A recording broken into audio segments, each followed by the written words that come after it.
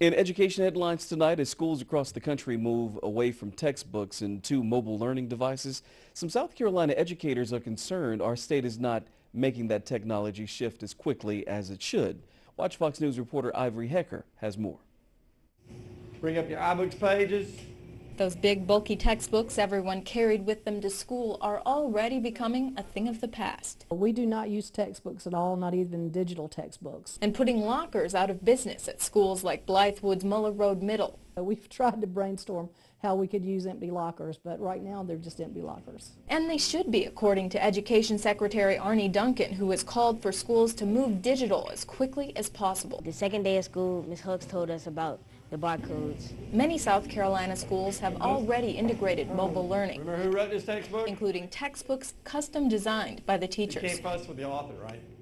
Unless you find a mistake, then you can tell. But most are still hanging on to paper texts. This is what a textbook company would do using iBooks Author. They make it very interactive. Wendy Gallagher trains schools in the Lexington II district on how to use mobile technology in the classroom. South Carolina right now, as far as mobile technology, we are moving in a good direction. But she says some schools in the state still have a ways to go. As far as textbooks, electronic textbooks, we're not there quite yet. The funding isn't shifting. Well, you may be saying, hey, textbooks have worked just fine all these years. Why do we need to switch to mobile technology? Well, Gallagher looked at it from a mom's perspective.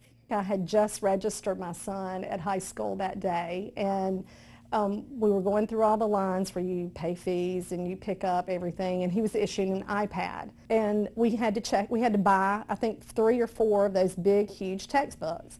So I was very, very frustrated because here we are in the school getting a device that I know can do all of these things, and then I had to pay fees for the textbooks. We're going to get it. All right.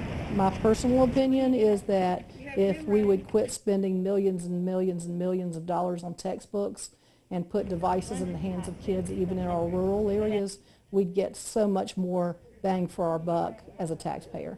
Ciara Hall, principal at Busby Middle School, says she's seen big learning improvements for her students who've started using mobile technology. We have noticed anywhere from 10 to 15-point gains from fall to spring with what the kids are able, what they know and what they're able to do. So they really dig what's going on with the technology. So why hasn't South Carolina moved more quickly toward new learning methods? Well, there's laws in place that don't allow us to do that right now. But there are ways to change those laws. I think the best way to do that is to have parents start saying to their legislators, we've got to change. So we've got to open up the lies to the lawmakers and say, this is what the business world wants.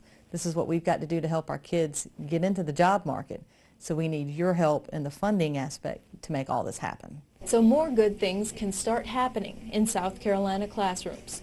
Ivory Hecker, Watch Fox News. Over the last 2 years, at least 22 states have taken major strides toward digital textbooks. Education Secretary Ivory Hecker says shifting to mobile technology is about keeping up with other countries who are shifting to make textbooks obsolete.